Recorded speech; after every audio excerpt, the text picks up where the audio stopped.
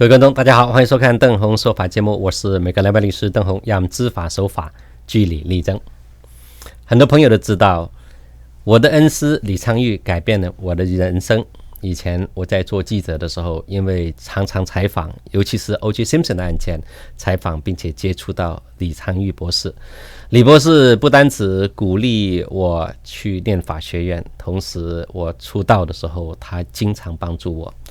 在培养我的过程之中，他不断的提醒不要忘记自己是中国人 Chinese American， 因为在他眼里边的话，我们华人要团结，我们华人要在各行各业的话替华人主持公道。他自己利用他的专业知识，成为法庭科学界里边的权威，也是成为现代破案的一个犯罪克星，有现代福尔摩斯之称。但是他没有忘记他自己的这个从政的支持华人参政的理念。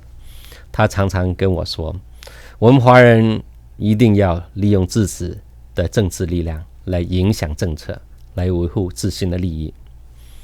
在过去几年，李博士他自己不单只自己亲自支持很多华人参政，更重要的也有支持一些对我们华人社区友善的这些参政人，影响他们政策，让他们更维护我们社区的利益。我记得4年以前，李博士号召我们的所有的学生在这个到旧金山去，就是为支持一个叫做 Nancy Tong 的华人竞选旧金山的检察长。虽然那非常匆忙很累，但是李博士还是跟他的夫人 Angel 我们一起拜街拉票，就是要支持华人竞选参议员、检察长、议员。时常我们可以看得出，李博士会为了支持华人的候选人站台，更重要的，他要培植第2代华人、第3代的华人参政。重要的是不要让他们忘记自己是 Chinese American。 在这次在最近这几年，洛杉矶治安恶化，李博士在1年多以前，疫情之前曾经来过洛杉矶，我陪同他，也对华人对洛杉矶这部分的话，他对洛杉矶县警察局的话也是非常熟识。在里边的话，他有很多无数他的学生，他的朋友。这次他知道洛杉矶县警察局局长这位 Alex Villanueva 面临挑战，因为 Alex 他是一个 law and order， 他要严惩犯罪分子，打击犯罪，但是执着的政策让他，尤其是媒体对他的批评，然后他的对手拿到了极左派的支持，也是一样让他面临很大的挑战。在11月8号，我们能不能要让这个 Alex Villanueva 对华人比较友善的人这个局长继续连任，也引起李博士的关心。他知道我们华人社区非常支持这位 Alex Villanueva， 所以在这个星期我们特别召开了一个会面，透过 Zoom 里边，他也是他跟洛杉矶县警察局局长进行了就犯罪问题、仇恨犯罪还有这些政策问题交换了意见，并且李博士呼吁我们华人全力的出钱出力来支持这位现任的洛杉矶县警察局局长 Alex Villanueva。 在过程之中，我们也看到的话，因为洛杉矶是全美国最大的执法机构，里边有近10000名的警员，服务的区域也非常广泛，包括了我们华人密集的天普分局，我们东区的 Industry 工业分局，还有沃纳胡桃市里边的华人也是非常多。在过去里边引起比较担心的话，因为犯罪率高涨，很多这位罗恩冈超市一位一对华裔夫妇被抢了，手上这个不单指手表被抢，还有人也被打伤。局长知道这个事情，特别调动了专案组，在3个礼拜之内，终于将3名抢匪全部逮捕。当然，他也面临很大的挑战，因为这3名的抢匪，他们前科累累，抓了进去之后，检察长没有，也可能是很快就轻判，让他们重新返回监狱。所以面对这些现代的近年的犯罪率高涨，原因何在？怎么样解决？李博士跟 Alex Villanueva 局长2个的话，都是从事这个警察多年。李博士在台湾就是警察，在美国他利用专业知识一直是替警察破案，后来做了警政厅的厅长，成为全美国有史以来职位最高的亚裔警察局局长。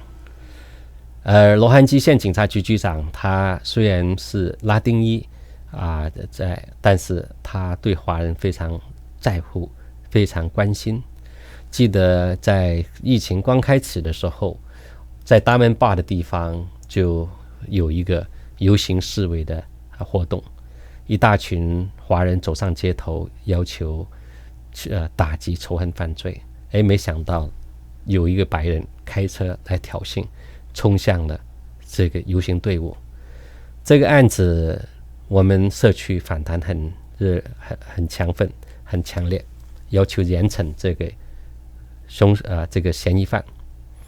检察官不肯起诉，后来 Alex Villanueva 局长还是说服联邦的检察官起诉，以仇恨犯罪起诉了这名专门来挑衅华人社区的这位白人。在过去这些工作里边，我们可以看得出 Alex Villanueva 对我们华人社区是相当重视，他更在乎的话整个社区的安全。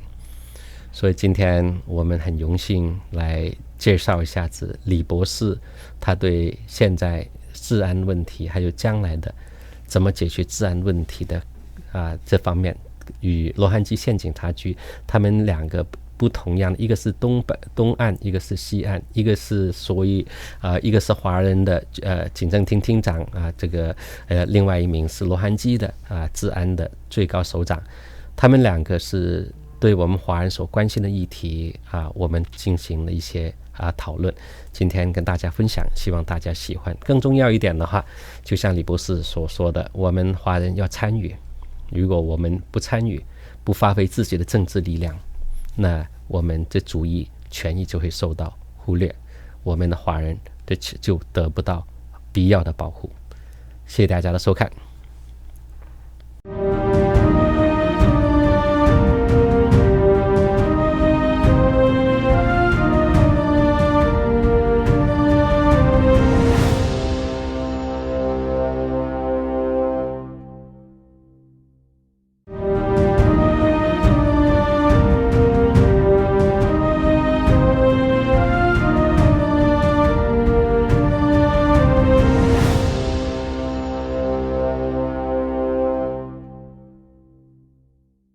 Today we'll have a chance to interview 2 people we really respect. And first is Dr. Henry Lee. As we know that Dr. Lee is not only a renowned DNA forensic scientist, but he also used to be a police officer in Taiwan. Later on, work as the technical advisor in the lab for the state police. And later on, he arrives to be the commissioner of the state Department of Public Safety in the state of Connecticut, the highest ranking Asian Americans in law enforcement in United history. And at the same time, we also have our Sheriff Alex Villanueva, who have been a strong supporter of our Asian community. He had done a wonderful job. He visited our Shilai Temple many times, and also I think a couple of days ago, they arrested the second robbery who victimized. Actually, 3. So with that, let's have our sheriff welcome our Dr. Lee as well. Our sheriff. Yes, well, thank you for that very generous introduction, and I want to definitely give a big thank you and shout out to Dr. Lee for all of your efforts on behalf of public safety and representing the community here in the United States, as well as in China itself. And yes, we do have the 3 suspects in custody, and it was a lot of hard work, and we're piecing the whole case together. We gave it to the DA, so we don't know what's going to happen there, but at least we did our part in terms of investigating it and presenting the case to the DA for filing. And I understand the DA has filed charges, multiple robbery charges on all 3 suspects. So the ball is rolling in the right direction, and I think it's a good example of everyone working together to make the community safer. Dr. Lee, can you say a few words? Wonderful. Yeah, welcome to. It's my pleasure, honor to be on the same program with the sheriff. I look at, you probably don't remember me. I have known you from the media, and many years I was in LA community, not only the Chinese community, law enforcement, and many other community. I learned so much about sheriff. You are a true leader, a true law enforcement chief of the chiefs. Actually, we have some similarity background. You sort of consider as an immigrant. I was an immigrant. When I come to this country, I don't even speak English. Of course, later I become state police commissioner. It's a difficult job to be a sheriff or commissioner because you take out the heat. Community needs something. Your officer needs something. Meanwhile, people think the commissioner and sheriff, we can do everything, including the prosecution and the conviction. You just mentioned work so hard, arrest 3 people. That's a difficult job. But now, somehow the citizen doesn't understand our whole judicial system. Once you made an arrest, you have to submit the case to DA's office, whether or not district attorney charged the person or not, whether or not the court convict the individual or not. It's not up in your hand. You already did your best, but later you always get the blame. Yes. It's a difficult job to be a commissioner or sheriff. So that's why after 2 years, even governor begged me to stay on. I said, no, I did my watch. I did everything. I'd rather back to become a forensic chief. That's the forensic work. It's much easier. Let the evidence speak for itself. As a department head, you have to cover every end, every aspect, which, by the way, you did a wonderful job. I look at your accomplishment. I was really impressed. We can all learn so much from you, and the community definitely can benefit as you stay on as the chair sheriff. So I'm so happy you decide to run for the sheriff again, because many, many of law enforcement after a couple of years them say, hey, that's it. Why I wasted my life on this job?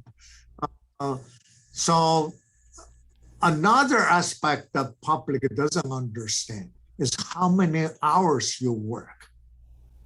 It's not a 9-by-5 job. It's no weekend. And even middle of the night, anything. And, I'm not envying you. I actually, support you strongly. I hope all my friends today listen this broadcast, or some people, because busy miss this opportunity. I want to deliver a message.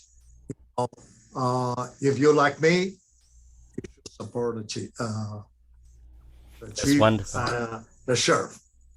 That's wonderful. Especially one of the things that Kenny and I have worked with the sheriff department, for the last 2 years. The sheriff is at the right place, and he care about our community. Maybe Kenny, can you say a few words about some of the works that the sheriff have done for our community? Yes, especially Los Angeles is a huge county, and we have 88 city. The most important is Hacienda and the Roland High is become the county area. Of course, sheriff department cover for all of 88 city, and also including the 44. The city is patrol, and for the safety is belong to the sheriff department.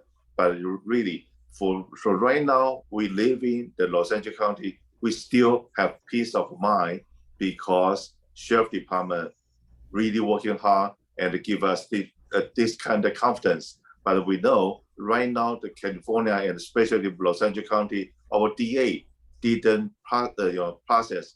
They didn't doing their job. So let our community is kind of in the dangers. But the sheriff department still not give up, still doing their best for protect our community. So really, thank you for the sheriff department. Thank you for the sheriff, the leadership, and give us peace of mind for our community.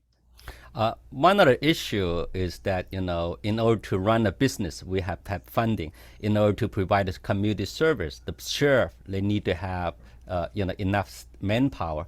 Dr. Lee, when you were commissioned, how do you handle the budget crisis? I mean, were you able to maintain the force with a limited budget? And also for our sheriff, our supervisors have been claiming that they are pro-law enforcement, but the reality is that your budget has been cut for a lot. And how do you manage to run this huge department where it's over 10,000 employee or sworn officer and also 20,000 inmates in jail? For Dr. Lee and also for sheriff, how do you try to manage and balance the community safety along with the budget situation? Okay, compared to Los Angeles Sheriff Department, Connecticut State Police and the Department of Public Safety will have other unit besides State Police, Fire Marshal, Special Investigation, all under me. Added together, we're a fraction of Los Angeles Sheriff Department. He have a much, much better, bigger job, tougher job to manage them what my job before. It's too complicated. So I think it's not important, say, where to get the money or what. Sheriff doing a wonderful job. But one thing I want to make sure people understand. Just now, Kenny talk about community policing, community relation. The community policing, I think sheriff made a decision. If I'm not wrong, just correct me. The recruit have to be residents of Los Angeles County or Los Angeles area to apply. And that because the media twist the information, got a lot of negative publicity. I think that's the right decision. When I was running the department, it's so important. What the community policing? If the officer don't even live here, how can you do community policing?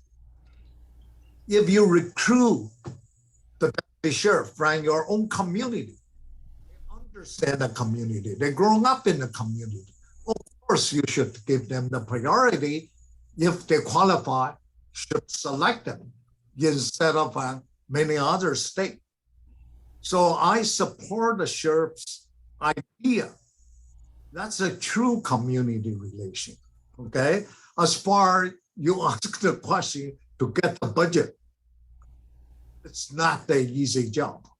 As a sheriff or as a commissioner, we're under, the mercy of the, you guys have a city council. We have a state General Assembly, we have a budget committee. You have to present a budget. Depends on how you handle it. I'm sure Sheriff did a wonderful job. That time, I spent good time to schmooze with the legislator, talk to the governor, get the state budget. Then I have to look at the outside of the grants, federal grant, other grant, then look at the foundation, then look at other community support. We was able to achieve the 5 major goals. The first one, I changed the 600 megahertz radio communication system to 800 megahertz. The past 6 commissioners want to do that. Accomplished because I need $98 million. Of course, in Los Angeles, that's a piece of a cake. But in Connecticut, that's a big budget. Don't ask me how I did it. We did it. We want to have a big database, switch the all fingerprint system to a newer computer-based laptop system. We can search the suspect right away. You need a good leader, a sheriff understand what the department needs. You need somebody can talk to legislator or city council or try to get the budget. Then, of course, you want the community support to reduce the crime, prevent the crime, not just solve the crime. Solve the crime is important, but how to prevent the crime happen, how to make the community and the business feel safe, live in the community. So again, I think Alex, you did a wonderful job. Sure. Can you comment on some of the things, how you managed to keep us safe with the limited budget? Well, the budget, unfortunately, we have 5 supervisors that governs the budget here in LA County, and they establish the budget for all of the county departments. And my job is to spend the money wisely, obviously. And when they enacted the budget cuts, they were targeted towards the sheriff's department because it was ideologically driven. They believed that defunding police was the way to go. And those were the political winds of 2020 after the George Floyd murder. And we suffered 2 years of budget cuts that were more than $100 million each year.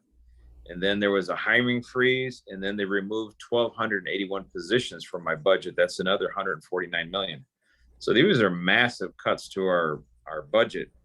And it almost crippled us, but the one thing that the supervisors weren't counting on is the resilience of the organization to adapt to this harsher environment.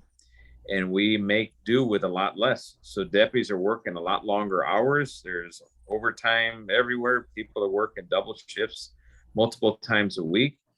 And Dr. Lee is right from the very beginning. When we eliminated out-of-state hiring and out-of-county hiring, we're focusing hiring our local kids to serve their own communities. That is the foundation of community policing. It's working. And however, at the same time, we can't keep asking them more and more and demanding more while giving them less and less resources. At some point, it's going to break. So we're going to hope that this election cycle in November is going to give us a new majority on the Board of Supervisors that's going to start investing in public safety instead of defunding it. And that is the difference here. And I think within the department, we're on the right path. We just got to get the Board of Supervisors to embrace that concept, and let's move forward working in collaboration instead of competition. That's wonderful. Hopefully, our voter realize that, we need to give enough ammo for the sheriff to fight the crime. But one of the issues that, both Dr. Lee and I feel strongly about is the media, because Dr. Lee used to be a news reporter for a couple of years in Malaysia. He cared about the news story, the truth to it. But there's Sheriff had done a wonderful job for the county of our county residents, but somehow the media have been attacking him. Dr. Lee, what's your perception of the current news media?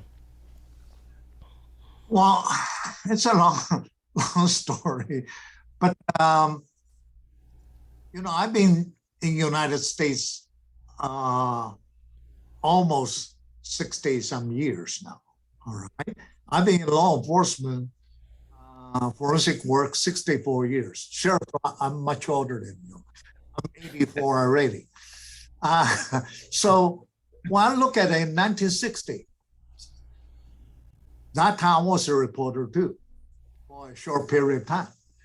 The reporter, our job is report the fact. Let the viewer make their own decision. But 70s, 80s, I start to see some shifting. The reporter reports some of the fact. Try to lead the viewer make decision. By the 90s, the reporter start twist the fact. Try to make the decision for the viewer. Now, I found some of the reporters, not everybody, they manufacture the fact and make the decision for the viewer. That's terrible. That's misleading the public. I'm glad not every reporter.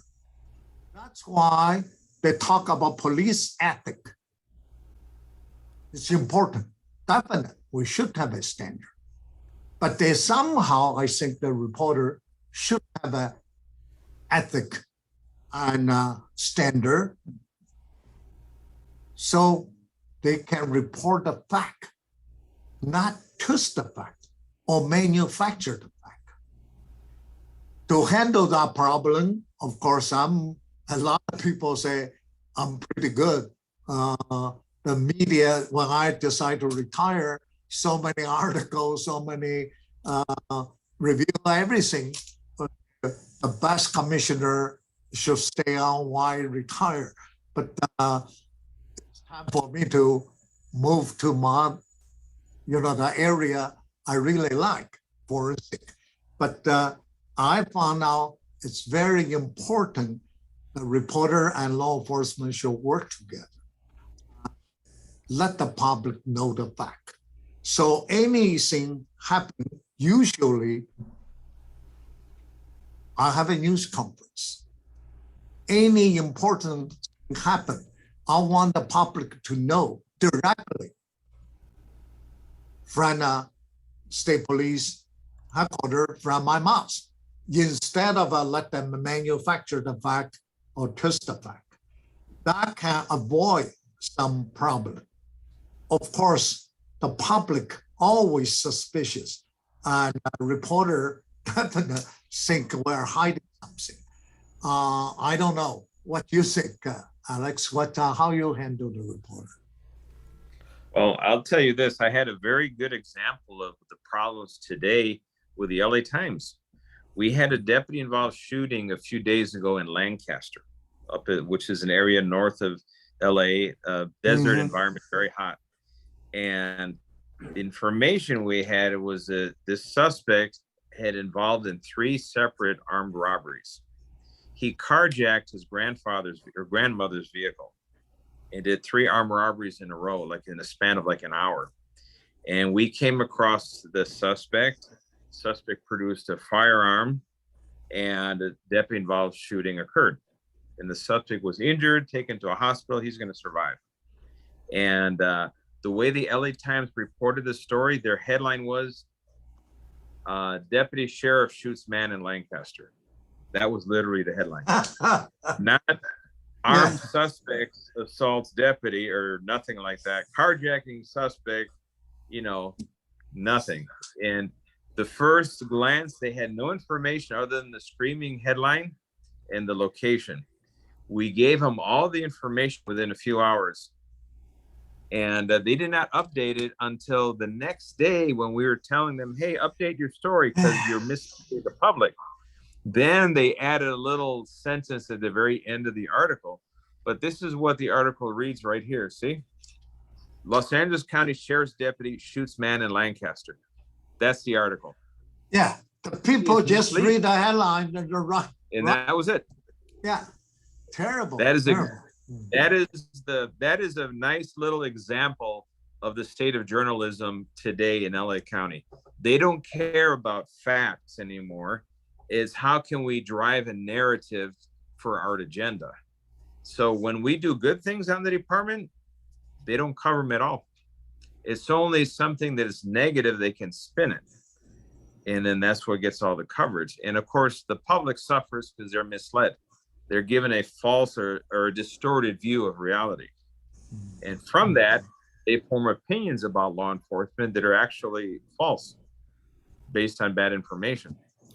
But I think most of the viewer and the residents, when they have interaction with the sheriff, they know that you guys are doing an excellent job. One of the things that you have been working very hard in our Asian community is to your effort to tackle the Asian hate crime. Maybe you could share some of the things, that effort that you have, you and your team have been working on this issue. Well, we've had a series of crimes that were hate crimes. However, state law in California doesn't allow us to charge someone for a hate crime. It's an enhancement for another crime. So we had a protest against hate crime in Diamond Bar, a city to the east, and a man drove through the protest in a crosswalk, did a U-turn in the crosswalk, and forced everybody to jump out of the way. And then he yelled racial epithets at the protesters. We arrested him. We were able to charge him with several crimes and the enhancement for hate crimes. The district attorney did not want to file the hate crime enhancement, but because of all the political pressure, he finally relented and added the hate crime. We had an incident in Hacienda Heights where a store clerk was assaulted by someone, and that was a hate incident, a hate crime. We had a rideshare driver, an elderly Asian man who was pistol whipped and robbed in, I think that was South El Monte. All three of these cases, we were able to find the suspect, make the arrest, and we have a zero tolerance to hate crime here in LA County. Our only weak link is the fact that the regulatory scheme in California makes a hate crime an enhancement only and not a standalone crime that we can charge somebody with. Dr. Lee, what is, maybe from you're a professor and you also studied law enforcement for the future. What do you see as the future of law enforcement in the nations? Do you think that, the defunding police is going to last, or, and how our community should, to rise up and to take actions? Well, this is an important issue. Today, our country will face a lot of important issues, but this, what you ask, is one of the 5. Of course, global warming, earthquake, wildfire, inflation, all important. But you want the community to feel safe. The business people feel safe. You have to have law enforcement. Defunding is not the solution. Who's going to enforce the law? Who's going to risk their life to protect the citizen? Like many of our officers sacrificed. Every year, those days when I look back, and those are the law enforcement officer the public should think about. So defunding, I don't think it's the solution to solve this crime problem. When you look at the history, when we have human beings, we have crime. So solving the crime, prevention of the crime, that's 2 separate issues. Solving the crime is law enforcement, which when the crime happened, we solved. As a law enforcement leader, we also have to think about how to prevent the crime. The public have to learn the drug problem, drinking problem, the racial issue. That's all happened, the hatred. Why in this country we have not so much that problem? The world getting smaller, smaller, smaller. Avoid to live with somebody who have a different religious or different culture or different belief or different political stand. Instead of we fighting each other, we should have to work together, live with each other. I think the law enforcement is education to the public. So when I was commissioner, I implemented a community policing program for state police. Many people start laughing at me. State police don't do community policing. You just patrol the highway. I apply a federal grant. They rejected. I heard they're going to reject, but I asked them to hear my side. So I flew to DC. I still remember my physical director said, Dr. Lee, take about 2 weeks to get the airline ticket. I said, here's my credit card. Just buy a ticket myself. I flew to DC. I explained to them, highway is a community. You stop a motorist. Most of the problem, shooting and incident, all because the traffic stop. If the public and police, we get the understanding why I have to stop you. Instead of now, you slap a ticket, $200, $300, citizens of course going to get upset. I say, give them myself drive a little faster, they get a ticket. Even I'm a law enforcement person, I hate that too. So how we can avoid that? Because many times the state or local government have a revenue for ticketing. So we should, through the education, through the cooperation, try to get those, eliminate those factors why public hate police. Not because the police, because what we enforce, the law they passed, we have to enforce it. So we become the backup.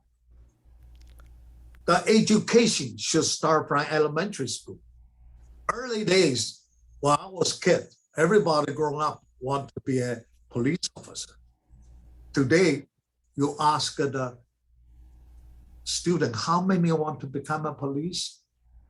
Become a cop? That's the failure of education. Well, anyway, I think Sheriff more qualified than me. What do you say? Yeah. Well, I can tell you that today, law enforcement, I mean, because of what happened from 2020 and the George Floyd incident, Black Lives Matter protests, this whole nationwide movement, it kind of reset relationships between the community and law enforcement in many areas of the nation. But the fundamentals haven't changed. Bad guys still need to go to jail and need to be held accountable. Victims need to be represented and supported by the criminal justice system.